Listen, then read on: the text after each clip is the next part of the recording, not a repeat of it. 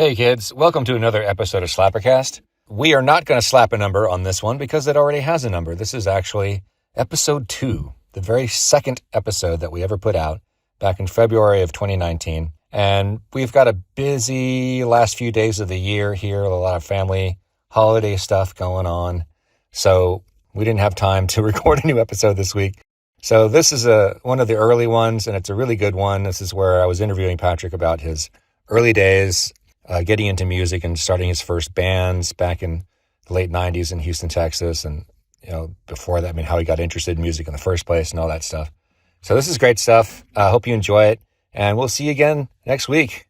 Your regular Slapper channel and your regular Slapper time. Merry Christmas and Happy New Year, y'all.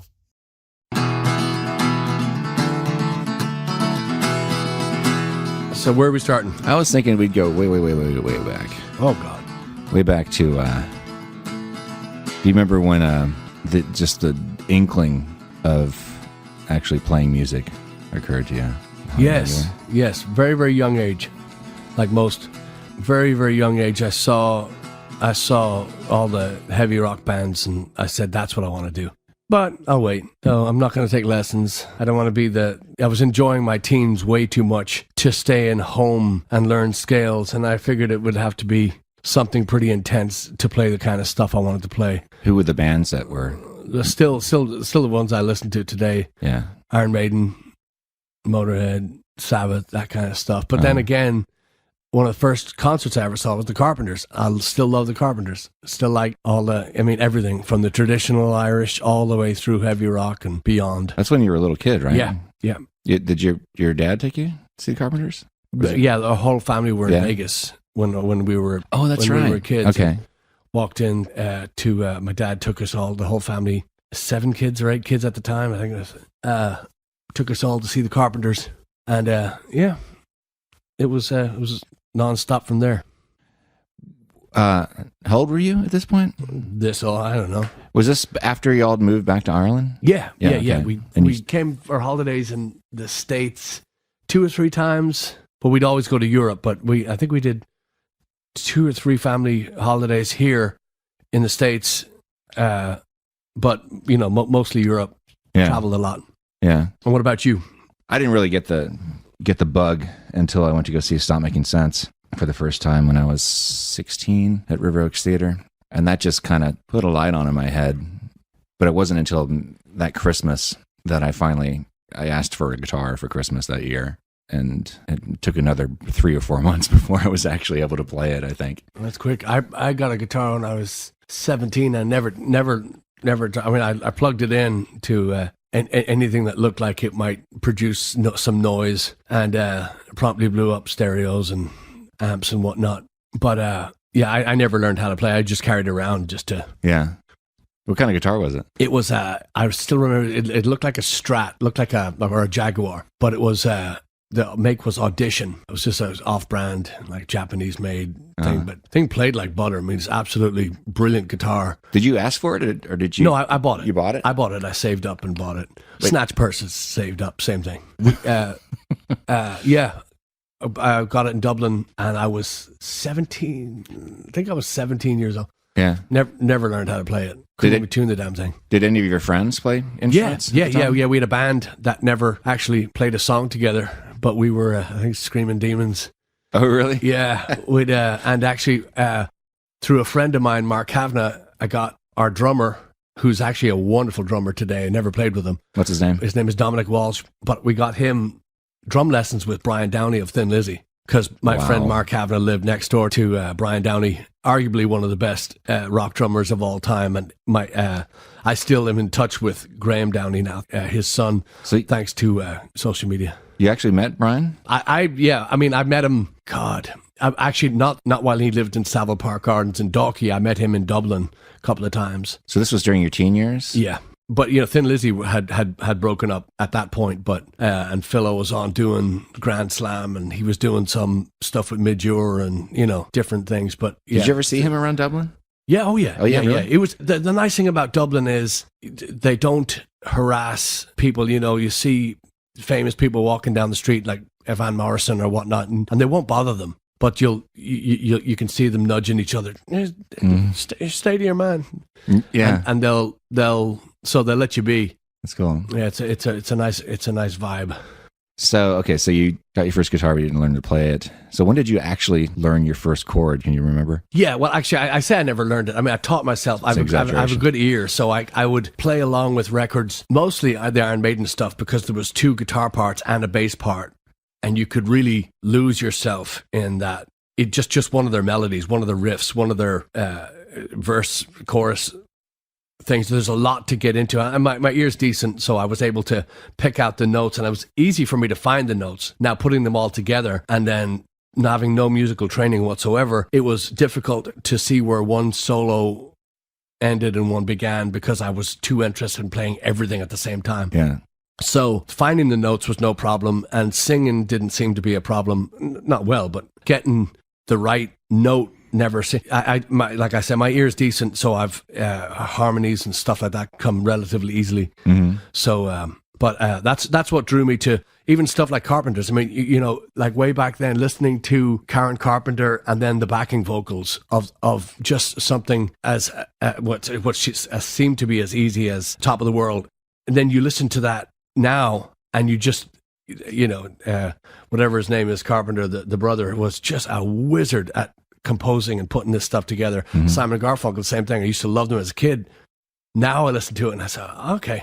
It dawns on you how much goes into it and how much you actually steal from that growing up. Do you remember, did you take any interest in singing at the time? Yes.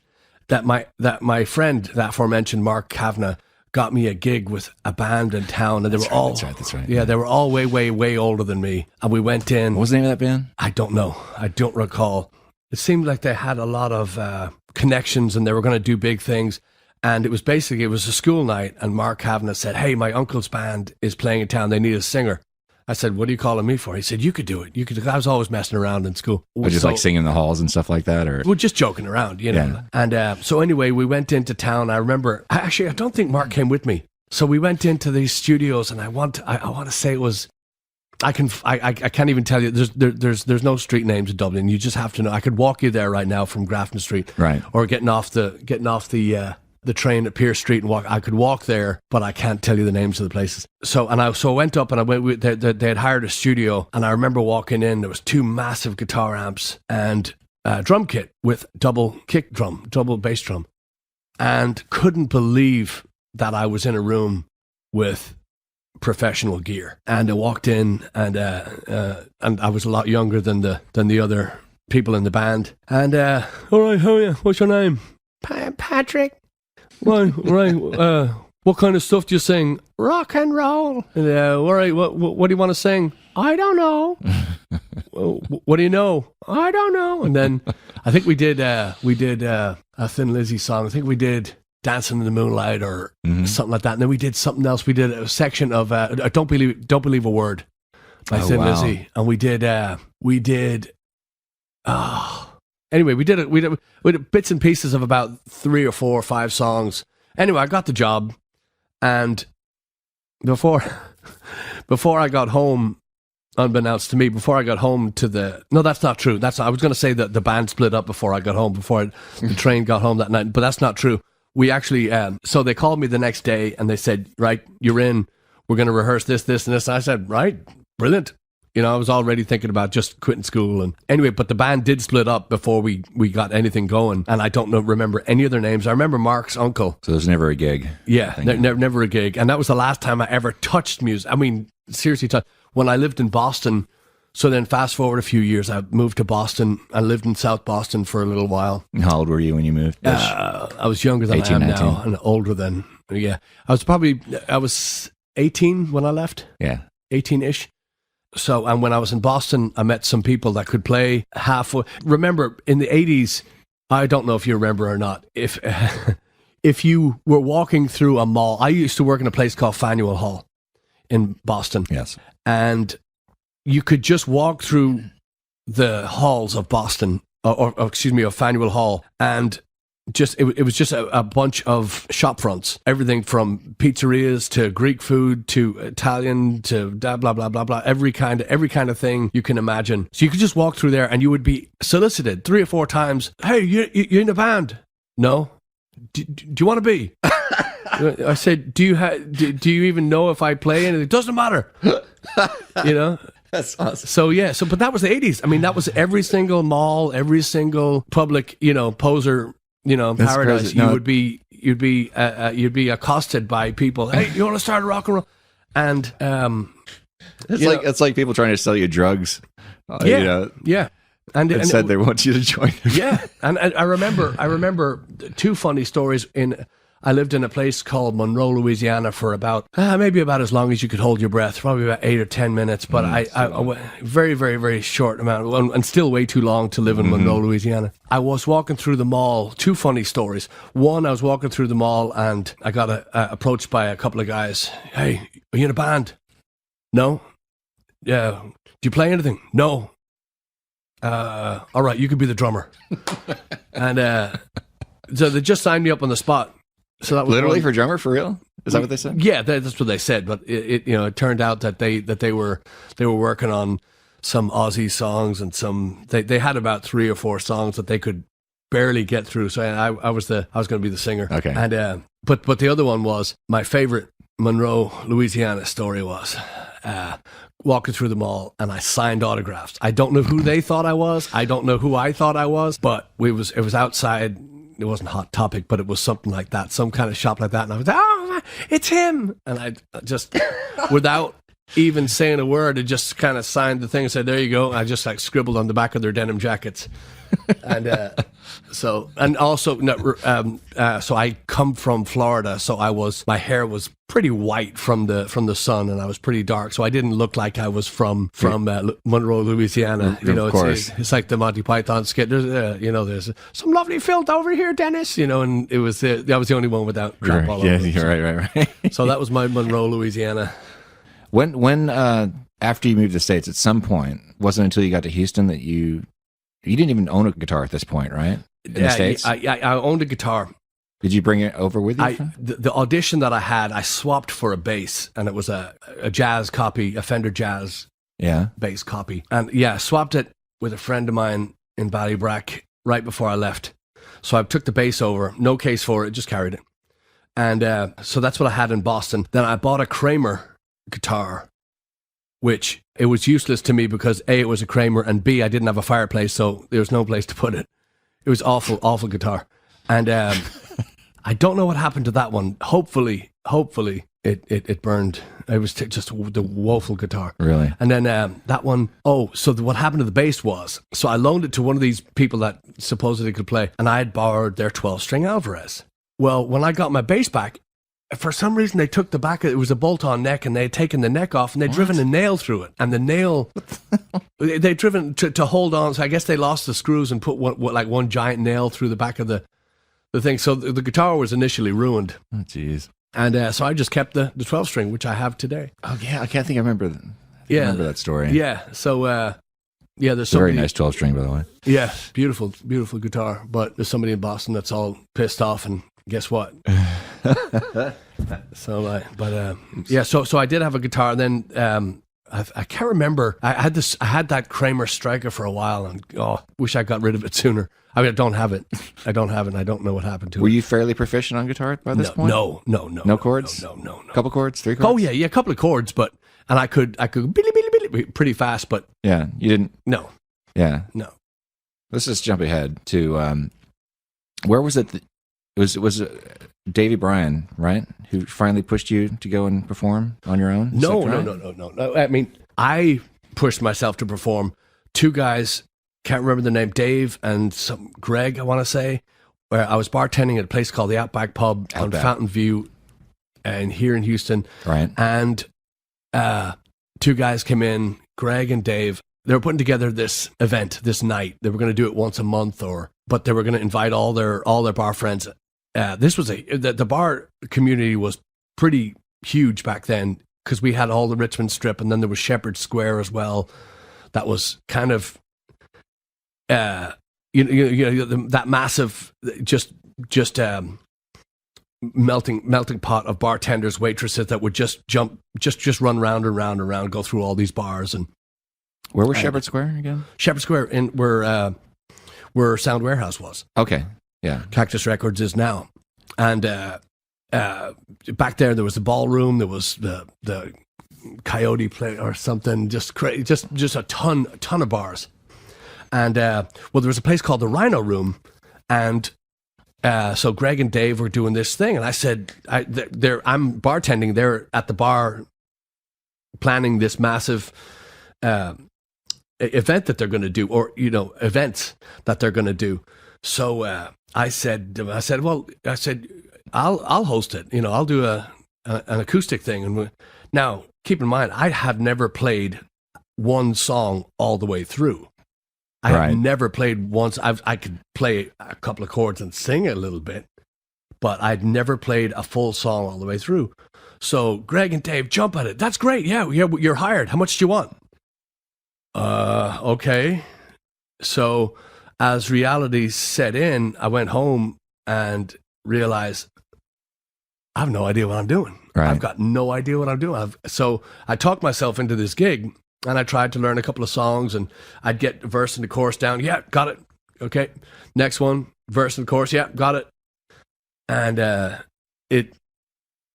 it wasn't close to being done. If anybody's ever performed, that if you just sing a verse and a chorus of a 3-verse chorus song with maybe a bridge in it, you're going to be out of material quickly, and you're also going to anything that you don't rehearse at home, you're not going to get right in front of an audience. Yeah.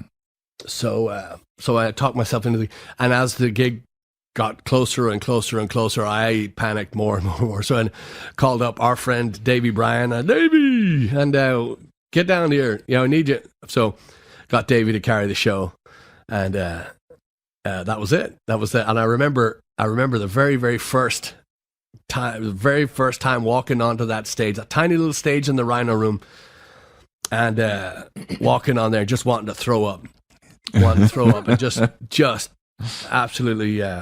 absolutely horrified that I had talked myself into this, and I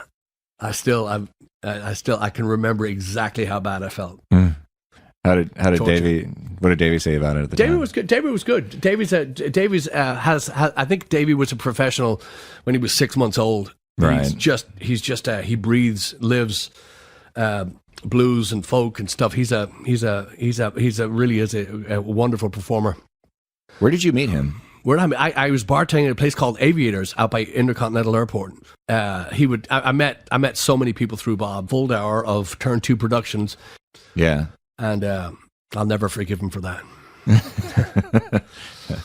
All right. So after that first gig, did you and Davey talk? Did you go, oh man, I should have rehearsed more? Or was there any discussion like that afterwards? No. Get back there and do it again. Yeah. Well, the thing about it is, and most performers will tell you that they want to throw up, and they just can't. Well, again, if you're not prepared, you can do one of two things. You can just jump in and do it, or get a music stand and fake it. Right. There's, but I mean, I still get nervous. There's not one show where I don't get nervous. I get nervous every single time. It doesn't matter if there's one person there or 100,000 people there. I get nervous every time. But the thing about working with Davey was Davey's such a commanding figure on stage. Anyway, he's able to take the brunt of the attention, and gave me a little bit of room to kind of figure out what I was going to do. Mm-hmm. And then later on, a good friend of ours who hopefully will be playing some keyboards and other stuff on our record, Patrick Brennan, yes. He was there. And he was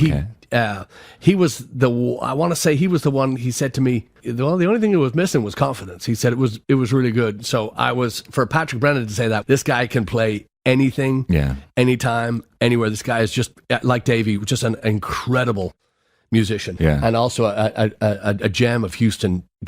Did you meet him working at Aviators as well? I met Patrick Brennan through a bunch of different musicians here in town. But Patrick Brennan, this is Houston trivia for you. He was in a band called Rancho Bebop, who Davey Bryan idolized when he came to town. That was the band that everybody wanted to play in. Wow. That was the serious players. Yeah, but Patrick Brennan, when I worked at Pig and Whistle, and different venues around here, I met Patrick Brennan, and still, like Davey, dear friends, still to this day, and we'll always be enjoyed. Yeah. Just treasures as far as Houston talent goes. I still have yet to see him play, which bugs the hell out of me. Patrick plays a few different venues, but he does an Italian restaurant out close to Cyprus. I'm going to blank on the name, but I'll come back to that. Yeah. But yeah, Patrick Brennan is an absolutely just. We talked about this many times before in different arenas, but Houston is absolutely just stacked with fantastic musicians. I still marvel because, again, I did many years at the Continental Club. I opened the Continental Club here in Houston and Midtown. And so I've seen the talent that comes through town, and this town is just absolutely crawling with some of the best players I've ever seen. Now, again, I lived in Florida in Fort Lauderdale for quite a while, and I saw think of Florida as this massive U-turn to get back into. You know what I mean? Like just come down the East Coast and then just as fast as you can, just U-turn and get the hell out of. And again, I have some dear friends in Florida and some wonderful memories. And I lived on the beach in Pompano Beach, and I hung around at summers on the beach in Fort Lauderdale and Button South, and our good friend Lori. Yeah, that's right. Lori. I didn't know her there, but we were at the same clubs at the same time, but we met in Houston. So we have Florida as our common ground. We know some of the same people. That's crazy. Yeah, it really is. It's just, she knows all the same people all the bands that I saw, she saw. She actually got us that gig in Tobacco Road. We played in Tobacco Road, which is that was gone a weird now. one. Yeah. Do you remember when that first show that you did with Davey? Do you remember what songs you did? I remember one song that we did, and I'm not going to tell you what it was because no, I'm just kidding. It was Lodi by CCO. That's right. And I remember this. And I just I hate that song, but I love the way Davey did it. So actually, I sang lead, and he sang the harmonies, and it was one of those goosebump moments where, again, this is one of the first time I've ever been in a real music situation, and I have this guy backing me up on vocals, and Davey can't sing a wrong note if he tried. Oh God, no. So I'm singing the main line, then the harmony comes in, and all the hairs on my arm stand up, and I thought, what the hell is that? This is so. So Davey is, he was, and we did another one. We did another one by the Ron Cavana. It's called Irish Ways. Again, yeah, I was with just thinking him about that song. Yeah, with Davey singing harmony on it. I really like that song. I know that you sometimes hesitated, like, I don't want to do that song. Yeah. Sometimes I just had to be pushed into doing it, but I think it'd be kind of fun to do that one again. Yeah, it's funny. I was actually playing it for my solo show in Brian. Good. I didn't play it there, but okay. I forget who said it. I think it was my friend Lemmy. Just kidding. I think it was. That's going to be a running joke. Yeah, I forget who said it, but whoever it was said, and I hang my hat on this. It's just always surround yourself with better musicians. Always have. It might have been Davey, but whoever it was said, always surround yourself with better players than you. So how soon was it after that you got on stage again? I probably had to do the next week. Oh, really? Probably had to do. Yeah. At the same pub, I guess. Yes. Yeah. Then here's another little snippet from there. So the Rhino Room, and when Greg and Dave were talking about this, I think his name was Greg, but when they were talking about this event they were going to do, I said open can spam jam. So what they were going to do was they were going to do an invite only. That's what it was. Invite only open mic. Meaning you're not going to get the guy off the street with the harmonica. So they had to be invited, and it was going to be a guest list. Yeah, a curated. Yeah, exactly. So they printed up these cards, these postcards, much like we're going to have next week. Mm-hmm. These glossy postcards, and they put open can spam jam on. Again, I was just messing. Well, anyway, so the second week we did it. We get this letter, I get this letter, and the club gets this letter from Spam, Hormel, that says, you can't use that. So I got, they go, we're going to sue you for the thing. And I said, piss off. You can't, no way. So anyway, so yeah, we did. And I remember Lynette, my friend Lynette, she called me up and she goes, you're already causing a stir. What's wrong with you? And anyways, that was we had to nip that one in the bud. But yeah, I forgot about that. I've heard that. Yeah. The spam story before. Yeah. Again, it just dawned on me. I have no idea where this stuff is coming from. Now, going back to what we just said, always surround yourself with better players. I did that again in 5 Easy Payments, and I got really good players. A girl named Kristen on fiddle, Adela on bass, a couple of different drummers, Eric Olson, a couple of different drummers. And again, one or two different shows, actually different bass players and different, God, it's just, I'm getting tired just thinking of the different lineups. So all these musicians are people you'd met in the course of working at these various places. Yeah. And that open can spam jam thing too. Yeah. That was, the week after I worked with Davey, I worked with my friend Kent from Rat Ranch.